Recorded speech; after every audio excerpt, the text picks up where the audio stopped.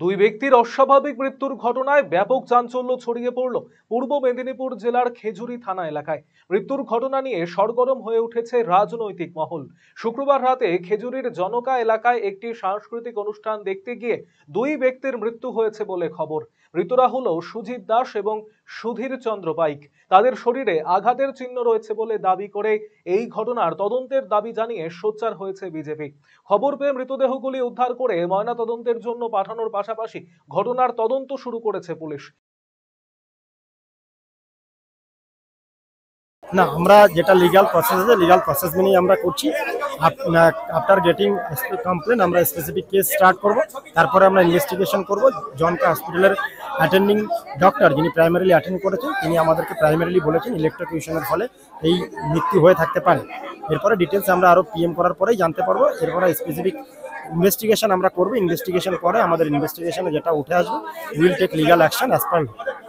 Police এবং স্থানীয় সূত্রে জানা গিয়েছে শুক্রবার রাতের দিকে খেজুরি থানার জনকার ভাঙনবাড়ি গ্রামে একটি জলসার আয়োজন করেছিল স্থানীয় বাসিন্দারা। সেই অনুষ্ঠান দেখতে গিয়েছিলেন পূর্ব ভাঙনবাড়ি গ্রামের বাসিন্দা সুজিত দাস এবং ঝাঁটিহারি গ্রামের সুধীর চন্দ্র পাইক। সেই অনুষ্ঠান স্থলে দুই ব্যক্তির অস্বাভাবিক মৃত্যু হয়েছে বলে খবর। স্থানীয়দের দাবি অনুষ্ঠান স্থলের কাছে একটি হ্যালোজিন লাইট খুলে পড়ে দুই ব্যক্তির ওপর, সেখানেই বিদ্যুৎস্পৃষ্ট হয়ে তাদের মৃত্যু হয়েছে। এই ঘটনা নিয়ে শনিবার নিজের সামাজিক মাধ্যমে সোচ্চার হয়েছেন বিরোধী দলনেতা শুভেন্দু অধিকারী। প্রসঙ্গত নিজের বিধানসভা কেন্দ্র নন্দীগ্রামের পার্শ্ববর্তী খেজুরির এই ঘটনা নিয়ে চাঞ্চল্যকর দাবি তুলেছেন তিনি। তার দাবি ওই ব্যক্তিদের প্রাণে মেরে ফেলা হয়েছে, তাই এই ঘটনার উপযুক্ত তদন্ত করে দোষী ব্যক্তিদের যথাযথ শাস্তি দেওয়ার দাবি জানিয়েছেন তিনি।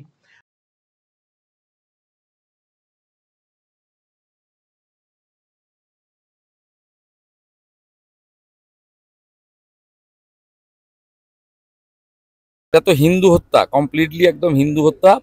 এবং সুজিত দাস বয়স 23, ওনার পুত্র, আপনার পুত্র সুধীর পাইক ওনার পিতা।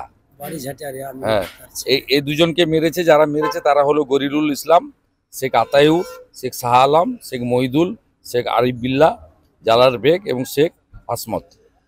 এরা নটোরিয়াস ক্রিমিনাল। এদের মধ্যে শেখ যে গরিরুল তাকে এনআইএ ডেকেও ছিল এর আগে পশ্চিম ভাঙনবাড়ির বোমা বিস্ফোরণ কেসে। কমপ্লিটলি এদেরকে খুন করা হয়েছে, এটা নিয়ে কোনো দ্বিধাদ্বন্দ্ব বিষয় নেই।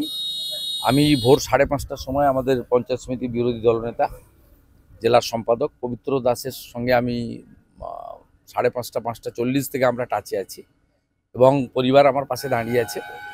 পরিবার পরিষ্কার মার্ডার কেস, এদেরকে যতক্ষণ না তুলছে কোনো এই বিষয়ে কম্প্রোমাইজের কোনো জায়গায় পরিবার নেই। এবং পরিবারের পক্ষ থেকে রাজ্য সরকারের হসপিটালে ময়না তদন্ততে আপত্তি নেই, কিন্তু স্বাস্থ্য দপ্তরকে বা সিওমইচকে স্বাস্থ্য দপ্তরের মাধ্যমে কেন্দ্রীয় হসপিটাল থেকে কোনো ডক্টরকে এনে পোস্টমর্টম করতে হবে। যদিও তৃণমূলের পক্ষে বাপ্পাদিত্য গর্গ জানিয়েছেন রাতে সাংস্কৃতিক অনুষ্ঠান দেখতে এসে অসাবধানতাবশত দুই ব্যক্তি বিদ্যুৎস্পৃষ্ট হয়েছিলেন। এই ঘটনায় আমরা গভীরভাবে শোকাহত, কিন্তু এমন একটি মর্মান্তিক দুর্ঘটনাকে হাতিয়ার করে কিছু ব্যক্তি ঘৃণ্য রাজনৈতিক উদ্দেশ্য চরিতার্থ করতে মাঠে নেমেছেন। এর বিরুদ্ধে আমরা তীব্র প্রতিবাদ জানাচ্ছি। পশ্চিমবঙ্গের সংসদীয় রাজনীতির ইতিহাসে সম্প্রীতি বিরোধী, গণতন্ত্র হত্যাকারী, সর্বোপরি সংবিধানকে যিনি মানেন না তিনি হলেন শুভেন্দু অধিকারী। গতকাল খেজুরির ভাঙনবাড়িতে একটি নৃত্যানুষ্ঠানে দুই ব্যক্তি মারা যায়। সেই মৃত্যু অবশ্যই দুঃখজনক, কিন্তু সেই মৃত্যুর সঠিক কারণ অনুসন্ধান না করে সেখানে তিনি সাম্প্রদায়িক তাস খেলতে গেছেন। এবং সবথেকে দুঃখের বিষয়, এই মৃত্যুকে কেন্দ্র করে তিনি বাজার গরম করার চেষ্টা করছেন, রাজনৈতিকগতভাবে ফসল তুলবার চেষ্টা করছেন। কিন্তু আমরা দেখতে পাচ্ছি আজকে একটি ভিডিও সমাজ মাধ্যমে ভাইরাল হচ্ছে, সেখানে আমরা দেখতে পাচ্ছি যে ইলেকট্রিক শক লেগে দুই ব্যক্তি সম্ভবত মারা গেছেন, যদিও সেই ভিডিওর সত্যতা আমরা কেউ এখনো পর্যন্ত যাচাই করে উঠতে পারিনি। রায়গঞ্জবাসীদের জন্য সুখবর, যারা দীর্ঘদিন ধরে জয়েন্টের ব্যথা এবং হাড়ের সমস্যায় ভুগছেন তাদের জন্য রায়গঞ্জ দিশারিতে আসছেন আর.এন. টেকর হাসপাতালের জয়েন্ট রিপ্লেসমেন্টে ভারত বিখ্যাত অস্থিরোগ বিশেষজ্ঞ doctor Barun Dutta, MD, DNB. এখন থেকে প্রতি মাসের নির্দিষ্ট দিনে ডাক্তারবাবুকে দেখাতে আজই যোগাযোগ করুন দিশারি হেলথ কেয়ার, উকিলপাড়া, রায়গঞ্জ শাখায়। যোগাযোগ করুন 7477785509, 7477785512 এই নম্বরে। আর একঘেয়েমি ভালো লাগছে না, একটু পরিবর্তন দরকার। পরিবর্তন অবশ্যই দরকার, তবে শিকড়কে আগলে রেখে। শুনছি এবার নাকি পরিবর্তন হচ্ছে। তাই কোথায় হচ্ছে পরিবর্তন? কিভাবে হবে পরিবর্তন? কে করবে পরিবর্তন? হ্যাঁ, আরসিটিভি সংবাদে আসতে চলেছে পরিবর্তন।